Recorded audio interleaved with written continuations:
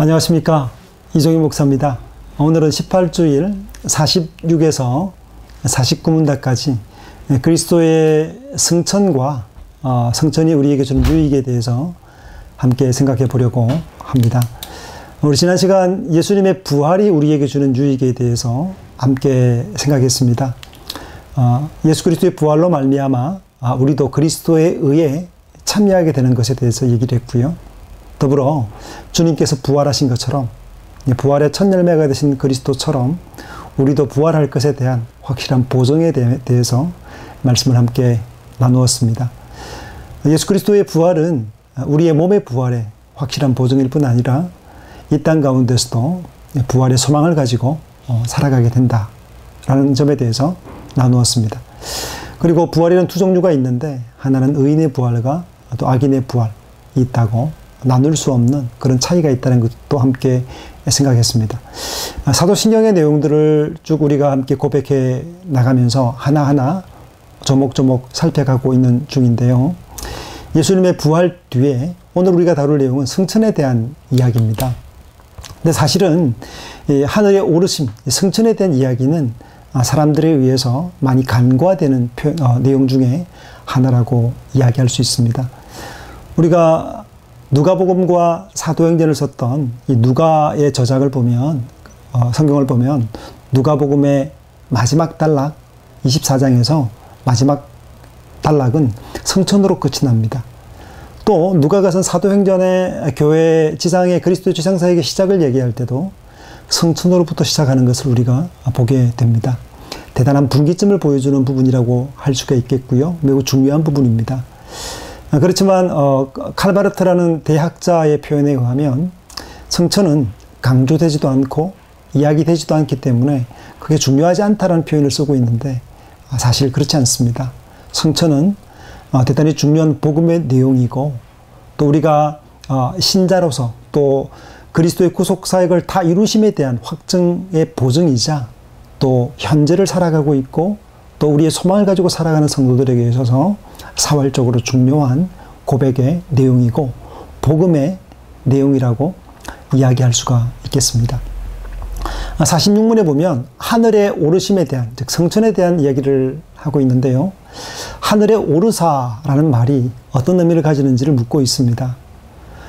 예수님께서 확실하게 부활하실 뿐 아니라 하늘로 올라가셨는데, 부정할 수 없는 방식으로 많은 제자들에게 저들의 눈을 통해 볼 수 있는 방식으로 해서 주님께서 올라가셨다라고 이야기를 하고 있습니다. 우리의 유익을 위해서 이 땅에서의 구속사역을 다 마치신 그리스도께서 우리의 유익을 위해서 하늘로, 하늘 성소로 올라가신 사건, 지상에서의 구속사역을 마무리하시고 또 높아지신 사건, 이걸 우리가 승천이라고 이야기할 수 있을 것입니다.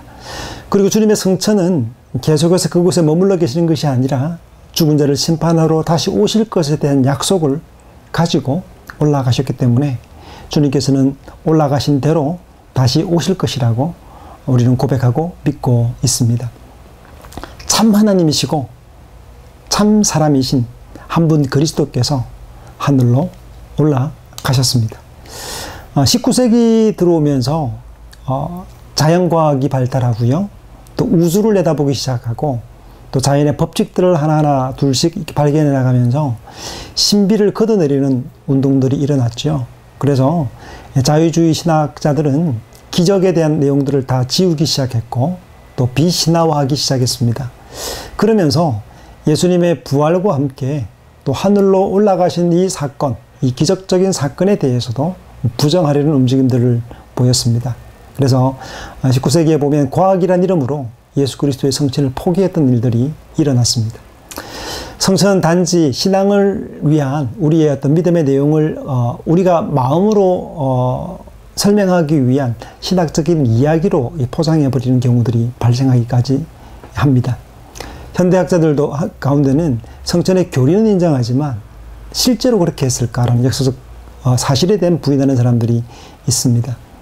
로마 교회와 루터파 교회는 성천에 대한 내용들을 인정하지만, 그러나 하늘에 계신 그리스도의 육체가 이 땅에 임한다고 보는 개혁파와 또 우리와 다소 다른 견해를 가진 모습들도 보게 됩니다. 그리스도의 성천은 그분께서 참 사람으로서 또 참 하나님으로서 한 분 그리스도로 올라가셨기 때문에 이 땅에 우리와 어떻게 함께 계시는가에 대한 문제는 성찬 논쟁에서 치열한 다툼들을 불러왔던 내용이기도 합니다. 그래서 성천은 그리스도의 두 속성 그리고 한 분 되심으로 분열되지 않고 분리되지 않으시는 분에 대한 기독론에 대한 이야기까지 함께 덩달아서 함께 다루어지는 중요한 부분이기도 합니다. 47분에 보면 인성은 그분의 참 사람으로서 인성으로는 하늘에 계신다라고 고백을 하고 있습니다. 묻고 있죠. 우리와 함께 항상 계시겠다고 약속을 하셨는데 주님께서 올라가셨으면 어떻게 우리와 함께 계실 수 있는 것입니까? 라고 묻고 있습니다. 거기에 대해서 주님께서는 참 하나님이시면서 동시에 참 사람이시기 때문에 인성으로는 성천하심으로 더 이상 우리와 함께 계시지 않는다라고 분명하게 선을 긋고 있습니다. 주님은 우리와 같은 육체를 가지신 참 사람이십니다. 그렇기 때문에 육체로는 우리와 더 이상 함께 계시지 않습니다. 다시 오시기 전까지는 주님께서는 하늘에 계시는 것이죠. 그러나 동일하게 한 분 그리스도이신 그분께서는 참 하나님이시기도 하시기 때문에 신성과 위엄으로 또 성령을 통해서 우리와 함께 계신다고 우리는 고백합니다. 참 사람으로서는 하늘에 오르셨기 때문에 이 땅에 계시지 않지만 신성과 위엄으로 성령을 통해서는 우리와 함께 계시고 세상 끝날까지 함께 계시겠다는 약속은 더욱 명료하고 또 명징하게 성령의 내주와 일하심을 통해서 드러났다고 얘기할 수가 있겠습니다. 그래서 48문답 가면 예수 그리스도의 신성과 인성에 대한 이야기를 다루지 않을 수가 없겠죠. 그래서 그리스도의 몸이 어디에나 계신 신성과 함께 계시지 않는다면 그리스도의 신성과 인성은 분리된 것이냐. 주님께서는 성령으로 우리와 함께 계신데 몸으로는 그곳에 계신다면 그러면 신성과 인성이 나눠진 게 아닐까요? 라고 묻고 있는 것이죠. 그러나 우리의 고백서의 고백의 표현에 따르면 그리스도의 신성은 인성과 절대 분리되지 않습니다. 우린 그렇게 고백을 합니다. 참 하나님이시고 참 사람이신 이 두 본성이죠. 신성과 인성. 참 하나님이시고 참 사람이신 그리스도께서 한 분 그리스도시다. 두 본성을 가지신 유일하신 한 분 그리스도이시기 때문에 나뉘어질 수가 없습니다. 신성은 취하신 인성을 초월해 계시지만 인격적으로 연합되어 있기 때문이라고 설명을 하고 있습니다. 예수 그리스도의 성천은요, 오르셨다는 표현 자체가 제의적인 표현입니다. 오르셨다. 성소로 올라간다라는 표현을 많이 들으셨을 것입니다. 구약에서 제사에서 1년에 한 번 대제사장이 대속제일에 지성소로 들어가죠. 히브리서에서 잘 설명하고 있습니다만 하늘 성소로 올라가신 그리스도, 단번에 갈리고 반복되고 제사장이 죽고 나면 반복되는 새로운 제사장이 아니라 주님께서는 대제사장으로 이 땅에 오셔서 그리스도로 이 땅에 오셔서 우리를 위한 속죄 사역을 감당하시고 지성소로 영원히 올라가신 것입니다. 지성소로 들어가신 것이죠. 그래서 성전 휘장은 찢어졌고 더 이상 요한복음 4장에서 말하는 것처럼 구약시대에 특정한 장소, 성소 혹은 성전이 있는 그곳으로 나가지 않고 예루살렘이나 그리심산이 아니라 우리가 예배할 때가 오나니 곧 이때라 말씀하신 성령과 진리로 예배할 때가 온다고 말씀했는데 그것은 바로 그리스도께서 성천하심을 통해서 이루신, 하늘은 열려 있습니다. 그리스도께서 성천하셨기 때문에 더 이상 우린 특정한 장소에 모여서만 예배하는 게 아니죠. 이젠 어디서나 그리스도를 통하여 예배할 수 있게 된 것이죠. 성천은 즉 성막, 성전에서 대제사장의 사역을 성취하신 것입니다. 구약의 모든 제사와 성전은 다 그리스도를 향해 있습니다. 주님께서는 곧 성전이셨습니다. 성전이 예표한 내용이 바로 예수 그리스도시죠. 피 흘림의 속죄 제사로 십자가로 모두 다 담당하시고 대속죄일에 대제사장이 들어가는 지성소가 보여주는 곳이 하늘인데 하늘로 들어가심으로 구속 사역을 온전히 성취하신 사건을 보여주는 사건이 바로 승천이라고 할 수가 있겠습니다. 가로막고 있던 휘장들이 다 그리스도의 사역을 통해서 막힌 담이 허물어지고 휘장이 찢어졌습니다. 성천하셨기 때문에 특정한 장소 제약 없이 어디서나 우리는 그리스도의 이름으로 예배할 수 있습니다. 종교개혁 믿음의 선배들이 강조했던 예배당, 예배하는 공간을 얘기할 때 성전이란 표현 쓰지 않죠. 예배당이란 표현을 쓸 때 예배당은 사면의 벽에 대해서 강조합니다.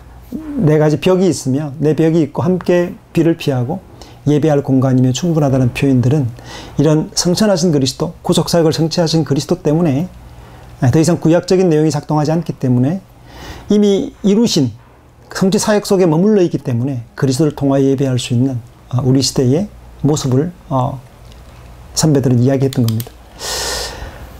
49문에서 묻습니다. 그렇다면 그리스도의 성천이 우리에게 주는 유익이 무엇인가?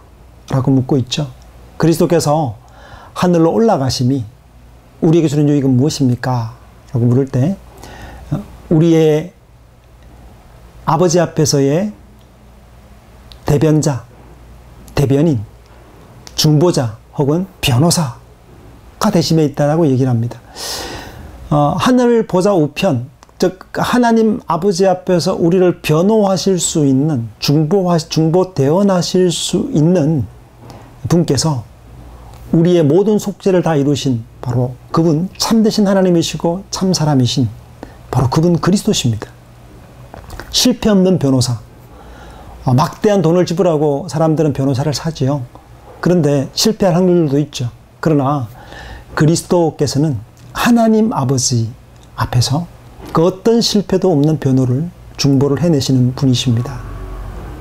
주님께서 성천하신 것은 하늘에서 우리를 위해 중보하시는 분이 바로 그곳에 계시기 때문에 우리에게 확정과 확인과 그리고 위로를 주는 내용이라고 할 수 있겠습니다.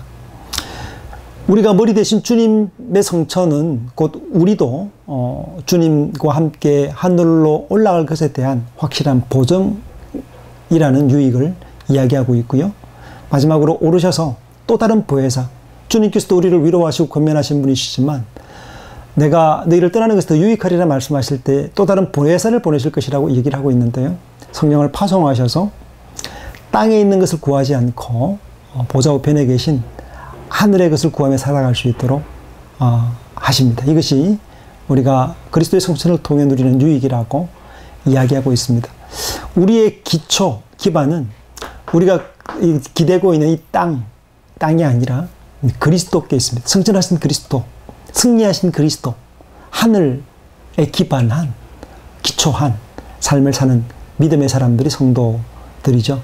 땅은 지각 변동이 일어나고 바뀝니다. 지진도 나고요. 또 홍수가 나기도 하고 바뀔 수 있죠. 좀도 먹고요. 녹슬기도 하고 또 사라지기도 하죠. 그러나 성도의 기반은 그리스도의 변함없는 신실한 언약과 약속, 지금도 구속사역을 성취하시고 보좌 우편에서 우리를 위해 통치하시는 그분께 기반해 있기 때문에 안전한 것이라고 할 수 있겠습니다. 주님께서는 높아지셨지만 가까이 계십니다. 우리는 주변을 두리번거리거나 헤맬 필요가 더 이상 없습니다. 우리의 기반은 성천하신 그리스도께 있기 때문입니다. 우리의 눈과 우리의 포커스는, 초점은 성천하신 그리스도께 맞춰져 있습니다. 그 머리 대신 그리스도께서 몸된 교회를 돌아보십니다. 몸된 교회를 위해서 성령을 보내시고 종들을 보내십니다. 결코 교회를 떠나 계시지 않고 몸된 교회 가운데 함께 계시는 것이죠.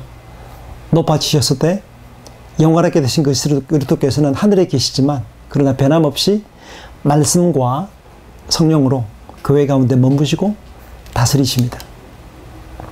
그러므로 성도들은 머리 대신 주께서 하늘에 계심으로 하늘을 향하여 살아가고 보이는 것으로 살지 않고 믿음으로 위에 계신 그리스도를 구하며 살아가게 됩니다.